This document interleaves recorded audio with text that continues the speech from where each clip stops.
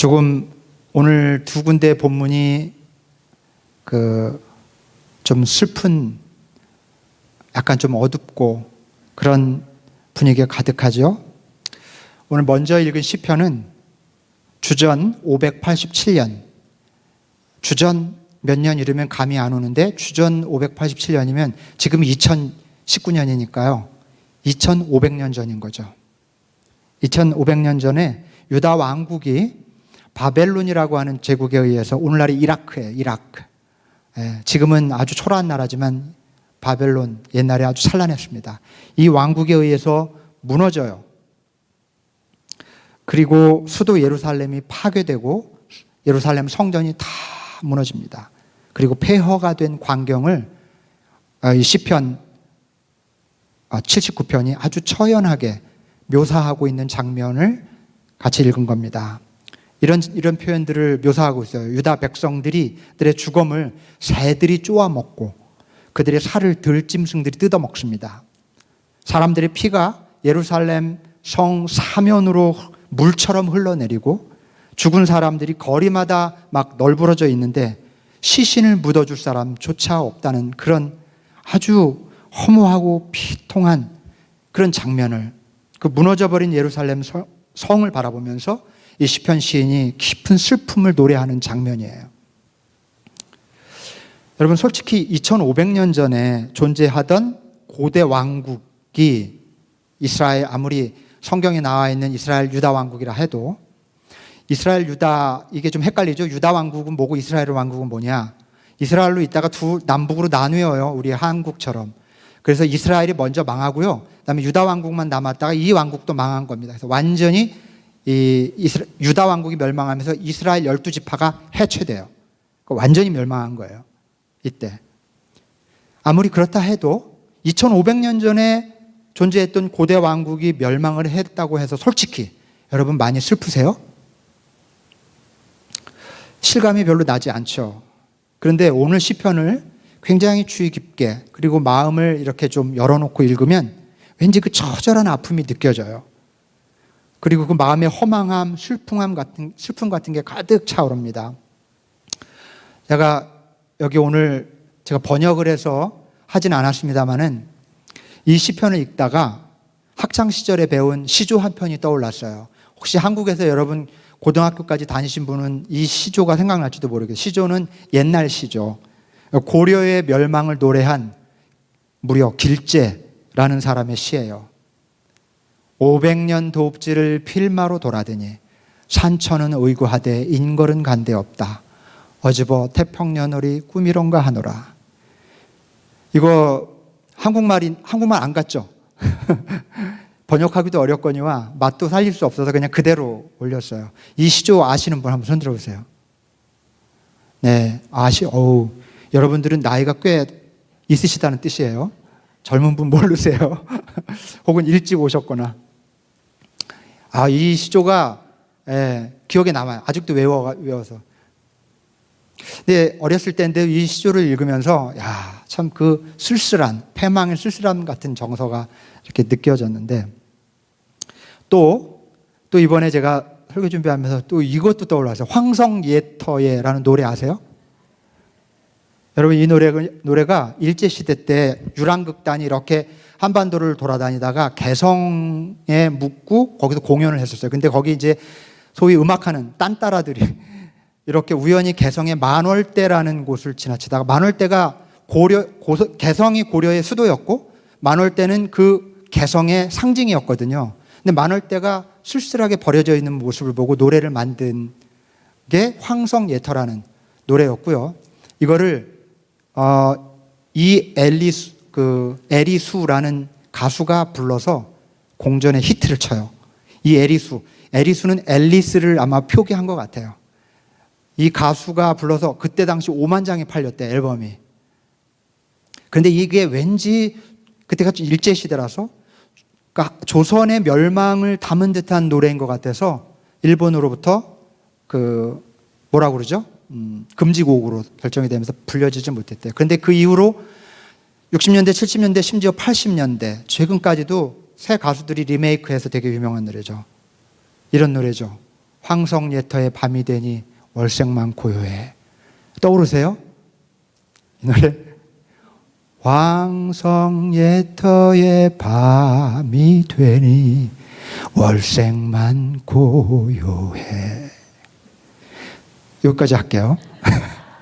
폐허에 뭐 이렇게 나가는 거 기억나시죠? 남인수 씨가 리메이크했고 요즘 젊은 가수도 했더라고요. 김정호 씨도 했고. 너무 이 가사와 오늘 시편 그리고 예레미야가 노래하는 부분하고 굉장히 오버랩 되는 거예요. 오늘 예레미야서 본문 내용도 똑같이 유다 왕국의 멸망을 슬퍼하는 그런 내용입니다. 다만 예레미야가 탄식하던 이 당시는 유다 왕국이 아직 멸망하기 전이었어요.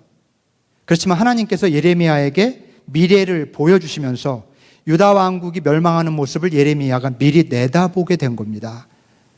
그러니까 예언자의 눈에 아직 일어나지 않은 일이지만 유다 백성들이 포로로 끌려가는 모습이 보여요. 끌려가면서 막 울부짖고 그렇게 하는 그런 비참한 모습을 예레미야가 본 겁니다. 그것을 보고 탄식하면서 울었어요. 주께서 시온을 떠나셨고 이제 예루살렘에는 왕이 없다 하고 막 탄식하는 백성들의 소리가 예레미야의 귀에 환상 속에서 들리는 거예요. 예레미야는 하나님이 보여주시니까 그냥 그저 본 것을 사람들에게 알려주는 그런 기계적인 메신저가 아니었어요. 사실 예레미야가 본 그런 장면은 아직 일어나지도 않았을 뿐만 아니라 자기하고도 전혀 상관이 없는 일이었어요. 백성들도 아무도 그것에 대해서 공감하지 않아요. 그런데 마치 자기가 지금 겪고 있는 일인 양, 마치 자기와 깊은 관련이 있는 것처럼 심하게 고통을 느꼈습니다. 아직 일어나지도 않은 일이었는데 마치 지금 일어나는 일인 것처럼 아파했어요.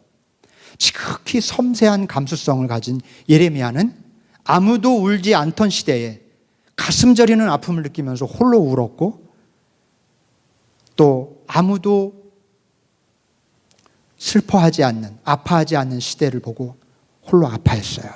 그 비통한 슬픔을 이렇게 예레미야는 노래합니다. 나의 기쁨이 사라졌다. 나의 슬픔은 나을 길이 없고 이 가슴은 멍들었다. 장차 어떤 일이 벌어질지 아무것도 모르고 있는 당대 사람들은 예레미야가 막 이렇게 울면서 슬퍼하면서 당신들은 곧 멸망합니다. 그러면서 막 우는 것에 대해서 전혀 이해하지 못했어요. 미쳤구나. 예레미야, 당신 미쳤어.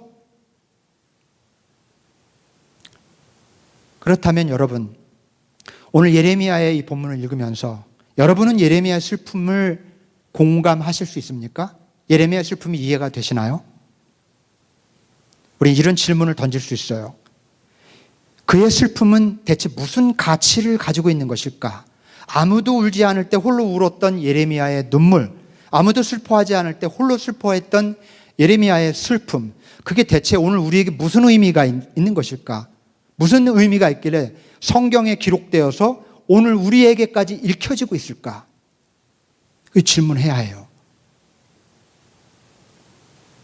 성경은 개인 예레미야가 느끼는 슬픈 감정을 보여주고자 하는 목적을 전혀 가지고 있지 않습니다. 그 사람이 슬퍼하는 거 대체 우리가 무슨 상관이에요? 예레미야의 슬픔은 단지 개인 예레미야의 슬픔이 아니라고 하는 것을 우리는 눈치채야 합니다. 그의 슬픔은 하나님의 슬픔을 보여주는 상징이에요.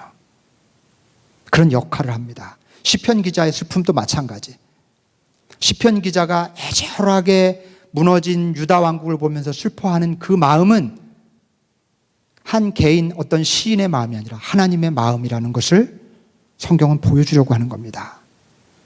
자기 백성들의 죽음이 새들과 들짐승의 먹잇감이 되고 자기 자녀의 피가 온 사면에 물처럼 흐르며 그 시신을 묻어줄 사람조차 없는 참담한 비극의 현장을 바라보는 그 시선의 주인공은 바로 하나님입니다.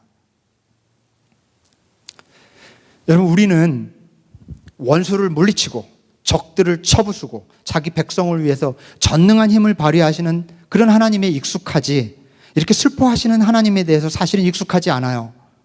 뭐 이렇게 무력하게 울기만 해, 나약하게 하나님이. 그렇죠? 그런 생각이 들죠. 자기 백성이 당하는 것을 그냥 지켜만 보고 눈물만 흘리고 슬퍼하시는 하나님, 도무지 낯섭니다. 성경을 읽어봐도 우리는 늘 하나님이 우리 편이 되어주시고 전쟁에서 승리하게 해주시고 항상 이렇게 축복해 주시는 분인 것 같습니다. 여러분, 그렇지만 만약에 그렇게 읽으셨다면 우리는 성경을 좀 더 세심하게 읽을 필요가 있습니다. 아담과 하와가 뱀의 유혹에 넘어갈 때 사실은 하나님 슬퍼하셨습니다. 하나님이 그걸 보고 울었다, 이런 묘사는 없어요. 그러나 하나님은 몹시 슬프셨어요. 가인이 동생 아벨을 돌로 쳐 죽였을 때 하나님은 몹시 슬프셨어요. 아브라함과 이삭과 야곱이 주님께서 이끌어 놓으시면 또다시 다른 길로 벗어나고 또다시 잘못된 길로 갈 때, 이스라엘이 400년간 이집트의 노예로 살고 있을 때, 가나안 땅으로 들어가는데 40일이면 갈 수 있는 길을 40년이나 걸리면서 광야에서 배회하고 있을 때 하나님은 슬퍼하셨어요. 자기 백성이 바벨론의 포로로 끌려갔을 때 하나님은 깊이 슬퍼하셨습니다. 시편에 탄식시가 그렇게 많은 이유가 여기 있고요. 예언서가 하나님의 한숨과 슬픔으로 가득한 이유가 여기 있습니다. 그리고 그것은 그냥 그 성서 기자들의 개인적인 슬픔이 아니라는 말이에요. 하나님의 슬픔을 우리에게 지금 전해주려고 하는 겁니다. 이처럼 하나님이 승리하시고 우리를 위해서 전능한 힘을 발휘하시는 그런 하나님이실 뿐만 아니라 때때로 하나님은 우리의 자율권을 따라 우리가 지은 죄를 보고 잘못된 길로 가는 것을 보고 비극 속에서 고통당하는 것을 보고 슬퍼하시는 분이라는 사실입니다. 그렇다면 하나님은 대체 왜 자기 백성의 불행을 그냥 지켜만 보고 계실까요? 여러분, 우리가 때때로 하나님을 잘 믿는데도 도저히 이해할 수 없는 고난이 닥쳐요. 열심히 기도도 하고 잘해보려고 하는데도 왜 하나님 지켜만 보실까? 내가 이렇게 무너지는 것을. 그런 질문을 하게 되죠. 하나님 전능하신 분인데 이런 거 몰랐을까? 이런 질문을 하게 됩니다. 그러나 여러분, 우리는 하나님의 전지전능함에 대해서 오해하는 게 있어요. 먼저 이런 말씀부터 드릴게요. 하나님의 전지전능함은 모든 것을 일거수일투족 일일이 다 컨트롤하고 완벽한 시나리오를 가지고 그대로 이렇게 진행하게 하신다는 뜻의 전능하심이 아니에요. 하나님의 전능하심은, 잘 들으십시오, 그분의 사랑의 능력에 있어서 전능하신 분입니다. 사랑의 전능함이지 우리를 기계처럼 컨트롤하는 전능함을 뜻하지 않아요. 하나님은 본인이 원하면 언제나 개입하셔서 당신 마음대로 컨트롤할 수 있는 그런 세상을 창조하신 게 아닙니다. 인간은 하나님의 꼭두각시가 아니며 세상은 하나님의 장난감이 아닙니다. 하나님은 인간을 당신의 형상을 따라서 자율과 책임을 가진 존재로 지으셨고요. 이 세상을 당신의 몸을 닮은 질서 있고 신비로운 그런 유기체, 오르게니즘으로 지으셨어요. 유기체로. 하나님은 물론 때때로 기적을 통해서 초자연적으로 이 땅에 개입하십니다. 우리 삶에 개입하시기도 합니다만 기본적으로 우리가 우리 삶을 스스로 결정하고 책임지며 살도록 허락하셨어요. 그렇지만, 그렇게 자유권을 주시긴 하셨지만 인류가 타락한 이후에 우리 인생의 삶의 배후에서 하나님이 끊임없이 행하시는 뭔가 중요한 일이 한 가지 있습니다. 그것은 우리가 이해할 수도 없고 우리 눈에 보이지도 않는 방식으로 구원이라고 하는 오메가 포인트를 향해서 커다란 손으로 우리를 천천히 이끌어 가시는 겁니다. 오메가 포인트, 파이널 데스티네이션. 하나님이 우리에게 어떻게 살도록 자율권을 주셨지만 그러나 우리가 이해할 수 없는 방식의 큰 손으로 우리를 거대하게 아주 천천히 그 구원의 파이널 데스티네이션을 향해서 이끌고 가신다는 점이에요. 그 방법을 알 수는 없어요, 우리가. 이 과정에서 이렇게 하나님이 우리를 천천히 커다란 구원의 과정을 이끌어 가시는 과정에서 하나님의 슬픔과 탄식은 대단히 중요한 역할을 합니다. 이건 하나님의 그런 어떤 멜랑콜리, 아주 그 감성적인 그런 부분을 보여주는 그런 게 아니에요. 하나님의 탄식과 슬픔에는 그 이유가 있고 역할이 있어요. 우리가 알 수 없는 고난에 허덕일 때 하나님 슬퍼하십니다. 우리가 죄로 인해서 멸망의 길을 걸을 때 하나님 슬퍼하세요. 우리의 탐욕 때문에 이 지구가, 이 생태계가 파괴될 때 하나님은 크게 슬퍼하십니다. 이렇게 하나님이 당신의 피조물을 향해서 긍휼히 여기시는 마음을 품으실 때마다 하나님의 큰 손이 우리를 구원의 방향으로 강하게 이끌어 가십니다. 구원의 때가 점점 가까워져요. 구원의 시간이 펼쳐지기 전에 항상 하나님은 눈물과 슬픔을 세상에 보여주셨습니다. 말하자면 하나님의 슬픔이 구원의 촉매제 역할을 하는 겁니다. 굉장히 중요해요. 하나님이 슬퍼하신다고 하는 것. 자, 조금 난해한 설명을 지금 드렸는데 확 그렇게 와닿지 않으실지도 모르겠어요. 그렇다면 하나님이 그렇구나. 그렇다면 대체 그게 so what? 그게 어쩌다는 건가? 우리의 역할이 뭘까요? 하나님이 그렇게 슬퍼하시고 아파하신다고 하면 우리의 역할은 무엇일까? 여러분, 우리는 뭘 해야 될까요? 하나님의 도구가 되어야 합니다. 하나님의 도구. 하나님이 슬퍼하실 때 그 슬픔을 세상에 전달할 수 있는 도구가 필요합니다. 하나님이 당신의 피조물을 불쌍히 여기실 때 그 긍휼히 여기는 마음을 세상에 전하는 도구가 필요해요. 예레미야와 같은 가슴이 필요합니다. 오늘 시편 시인과 같은 감수성이 필요합니다. 하나님은 깊고 세심한 섬세한 감수성을 가진 사람의 마음을 빌려 쓰십니다. 지금 이 표현을 여러분 잘 새겨 들으실 수 있길 바라요. 우리가 누군가의 아픔, 우리 이웃, 우리 형제의 슬픔에 공감할 때 하나님은 그 마음을 빌려 쓰십니다. 여러분, 그런 말 있죠. 이 세상에 하나님이, 이 세상 모든 곳에 하나님이 동시에 존재할 수가 없어서 이 땅에 어머니를 허락하셨다. 어머니들의 그 사랑과 그 가슴, 그걸 통해서 하나님을 느끼도록 해준다는 거죠. 그와 마찬가지로 하나님이 이 세상에 동시에 정확히 모든 곳에서 존재하실 수가 없어서 우리들 마음속에, 우리 모든 사람의 마음속에 우리의 이웃들, 형제 자매들을 불쌍히 여기는 마음을 주셨다는 겁니다. 그렇다면 우리가 누군가를 보고 불쌍히 여기는 마음을 품을 때 하나님이 함께 하시는 거고 하나님이 그 마음을 빌리시는 거예요. 여러분은 하나님께 그런 마음을 빌려주고 계십니까? 누군가를 향해 불쌍히 여기는 마음, 그 좀 더 활용될 필요가 있습니다. 10년 전에 제 어머니가 돌아가시기 전에 많은 사람들이 그 병원을 방문했습니다. 제 어머니는 제가 한번 말씀 나눴습니다만은 또 못 들으신 분도 계셔서 좀 소개하면 그 브레인 캔서로 돌아가셔서 9년 되셨어요. 9년 딱. 내년이 10주년이신데 그래서 이제 마지막일 것 같아서 제가 한국으로 들어갔습니다. 들어갔고 어머님 병원에 누워 계셨어요. 그때 많은 사람들이 와서 병문안을 오셔서 기도해 주시고 뭐 목사님들, 뭐 전도사님들, 집사님, 권사님, 장로님, 교회 많이 오셨어요. 근데 그중에 제가 아는 어느 목사님 한 분이 소식을 듣고 오셨습니다. 찾아오셨어요. 그때 어머니는 이미 그 말을 못 하셨고요. 눈도 뜨지 못하셨습니다. 그리고 그 의식이 없으셨어요. 그런 상태였어요. 그 목사님이 들어오시더니 제 어머니 귀에다가 입을 이렇게 가까이 대고는 시편 23편 그 말씀을 천천히 이렇게 읽어주셨어요.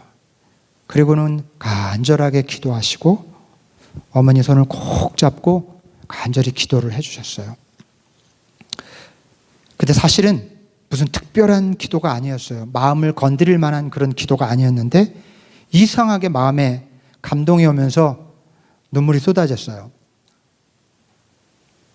이렇게 눈물을 닦으면서 눈을 떴는데 기도를 마치고 온 가족이 울고 있는 거예요. 사실 조금 전에도 지금 서너 명이 와서 기도해주고 갔거든요. 우리가 더 깜짝 놀란 거는 의식이 없으셨던 어머니 눈에서 눈물이 이렇게 흐르는 거예요. 얼마나 놀랐는지 몰라요. 나중에 감사 전화를 드리려고 목사님께 전화를 드리고서 제가 자초지종을 좀 들었어요. 우리 가족들이 다 이런 감동을 받았다. 그랬더니 그 목사님 하시는 말씀이, 내가 그날 병원 문을 열고 이렇게 들어가는데 강 목사 어머니를 딱 보는 순간에 당신의 어머니가 떠올랐다는 거예요. 그래서 자기는 그날 강 목사의 어머니가 아니라 자기 어머니의 손을 붙잡고 기도를 드렸을 뿐이라고 그렇게 말씀하시는 거예요. 저는 그제서야 우리 가족 모두를 포함해서 겨우 숨을 쉬고 계신 의식이 없는 어머니마저 감동케 했던 그날의 비밀을 깨닫게 됐어요. 그것은 예레미야의 가슴이었습니다.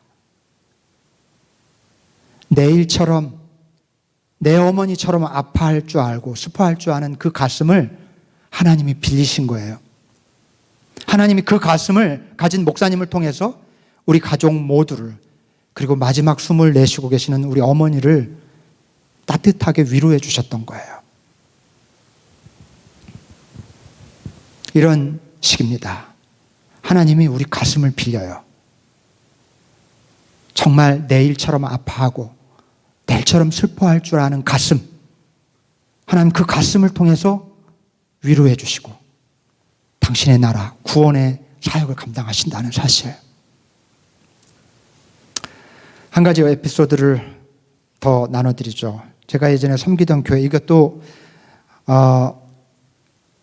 처음부터 저와 함께 신앙생활 했던 분은 들으셨던 얘기지만 한 절반 정도 못 들으신 얘기라 또 나눕니다. 예전에 그 섬기던 교회에서 있었던 일인데, 한국에서 파견된 한 방송국의 그 특파원 한 분이 교회에 등록하셨어요. 제가 이제 새신자 담당이어서 그분을 만나고 하는데, 얘기도 나누고 하는데 가족들이 말이 없어요, 거의. 그리고 이제 부부와 아들 하나가 있었는데 셋 다 얼굴빛이 너무 어두워요. 그리고 잠을 잘 못 주무시는지 눈이 늘 뻘겋게 충혈되어 있는 거예요. 근데 저는 그냥 이분이 특파원이니까, 특파원들이 여기서 일을 하고 시차가 다르니까 한국에 밤새 이제 여기 시간으로 밤에 일을 할 때가 많으니까 그런가 보다, 이제 그렇게 생각을 했어요. 서너 달이 지난 어느 날 우리 교회에서, 그 교회에서 여성들을 위한 그 영성 수련회를 이제 갈 사람을 모집하고 있었는데, 이분이 자기가 꼭 가고 싶다는 거예요. 이분 남자거든요. 그래서 어떻게 할 수가 없어서 그분을 맞았습니다. 그리고 가서 첫날 저녁 모든 순서가 끝나고 밤 한 10시 반쯤 된 것 같아요. 러비에 앉아서 가볍게 이렇게 인사를 좀 나누다가 그만 긴 이야기를 시작하게 됐습니다. 그날 밤 처음으로 자기의 모든 얘기를 털어놓는데요. 불과 몇 달 전에 큰아들을 교통사고로 잃었답니다. 이 아들은, 그러니까 같이 온 아들은 둘째 아들이고 큰아들을 잃은 거예요. 그 아들이 옥스퍼드 대학, 영국의 옥스퍼드 대학에 입학하고 한 학기를 마치고 방학이 돼서 한국에 들어왔다가 이 아이가 자기가 이제 다 컸으니까 아버지하고 1대1로 남자 대 남자끼리 밥 한 번 먹고 싶다고 그러더래요. 그래서 회사에 방송국에 중요한 회의가 있는데 그것도 캔슬하고 아들하고 저녁을 먹이러 간 겁니다. 아주 즐겁게 저녁 식사를 하고, 그냥 그 아들이 너무 대견스럽더라는 거예요. 이제 다 커가지고 이 녀석이 아버지하고 이렇게 시간을 가지려고 하다니 너무 흐뭇했대요. 그래 식사를 다 마치고 또 친구들하고 약속이 있다고 이제 아빠하고 헤어졌답니다. 근데 아들과 헤어지면서 왠지 대견한 마음에 한 번 좀 이렇게 안아주고 싶었대요. 근데 그 있잖아요, 그 쑥스러움, 남자들의 쑥스러움, 안아주질 못했대요. 그리고는 그냥 돌아서 가는 아들의 뒷모습을 한참이나 쳐다봤답니다. 근데 그게 아들의 마지막 모습이었답니다. 이런 말씀 하시는 거예요. 그날 회의도 취소하고 아들을 만난 건데 그날 그 회의 그냥 취소하지 말걸. 그냥 식사 마치고 손잡고 집에 가자고 때라도 좀 쓸걸. 쑥스러워도 품에 한번 꼭 안아나 볼걸. 한번 안아나 줄걸. 목사님, 왜 하나님이 이 죄 없는 아들을 데려가실까? 차라리 저를 데려가셨으면 안 됐을까요? 왜 이 젊은 아들을, 삶이 아직도 한창 남은 아들을 왜 데려가셨습니까? 하고 우시는데 저도 같이 울었습니다. 눈물을 참을 수가 없었어요. 그냥 계속 울고 계속 얘기하고 울고 얘기하고 제가 무슨 대답을 할 수 있었겠어요? 그냥 우는 것밖에 할 수 없었습니다. 아들 생각 때문에 한국에서는 더는 살 수가 없더래요. 이분이 한 수년 전에 워싱턴 특파원으로 오셨던 분인데 회사에 사정을 해서 다시 보내달라고 해서 또 오게 된 거래요. 아들 생각 때문에 괴로워서. 그 밤에 저와 그분은 로비 한 구석에서 밤새도록 울며 얘기하며 그렇게 하다가 보니 어느새 동이 터왔습니다. 수련회를 마치고 교회에서 뵈니까 이분의 표정이 조금 밝아졌어요. 여전히 힘들어 하셨지만 잠도 좀 주무시는 것 같고 마음도 한결 편해 보였습니다. 그리고 3년이 흘렀어요. 그리고 나서 귀국하셔서 어느 날 카톡으로 긴 문자를 보내셨습니다. 목사님, 저는 그날 밤을 절대 잊을 수 없습니다. 그날 제가 답을 얻은 건 아니지만 말로 할 수 없는 위로를 받았습니다. 그게 자기 삶에 큰 힘이 되었습니다. 목사님, 정말 평생 잊지 않겠습니다. 그런 텍스트를 보내오셨어요. 여러분, 저는 정말 아무것도 한 게 없었어요. 그냥 그분 앞에 앉아서 그분 이야기를 듣고 같이 아파했고 같이 눈물을 흘렸을 뿐이에요. 근데 이제 좀 알 것 같아요. 그분이 그렇게 위로를 받았던 것은 그날 아파하는 제 마음을 하나님이 빌리셔서 그를 위해서 울어주신 거예요. 그날 그분은 하나님의 눈물을, 하나님의 슬픔을 통해서 위로를 받으셨어요. 제 작은 그 가슴을 빌리신 거예요. 사랑하는 교회 여러분, 누군가의 아픔에 공감해주고 같이 슬퍼하는 일은 결코 작은 일이 아닙니다. 저뿐만 아니라 여러분에게도 그런 일들이 많이 있었을 것이고 앞으로 살아가면서 그럴 기회가 많을 겁니다. 여러분, 그것은 결코 감상적인 일이 아니며 그것은 결코 작은 일이 아니에요. 하나님이 그 마음을 쓰십니다. 죽어가는 심령을 위로하고 살리는 데 쓰실 수 있어요. 우리 그런 마음이 하나님께 더 쓰일 수 있도록 좀 드려야 합니다. 우리가 그런 마음을 품을 때마다 우리는 세상을 긍휼히 여기시는 하나님의 도구로 쓰임받게 돼요. 하나님이 우리의 마음을 빌려서 슬퍼하시고 아파하시면 그때부터 하나님의 구원 프로젝트가 가동되기 시작합니다. 우리가 우리 이웃의 아픔에 공감하고 아파하는 일은 얼마나 귀한 일입니까? 여러분, 그런데 예민함과 섬세함의 차이를 아세요? 이 말씀만 드리고 마칠게요.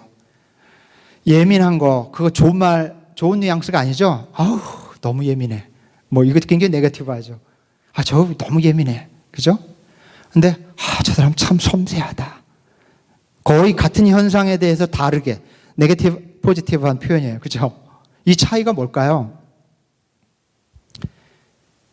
이런 사람들이 있어요. 저는요, 아무 생각이 없어요. 저는 별로 눈물도 안 나고, 별로 이렇게 센티멘탈하고 그런 사람이 아니에요.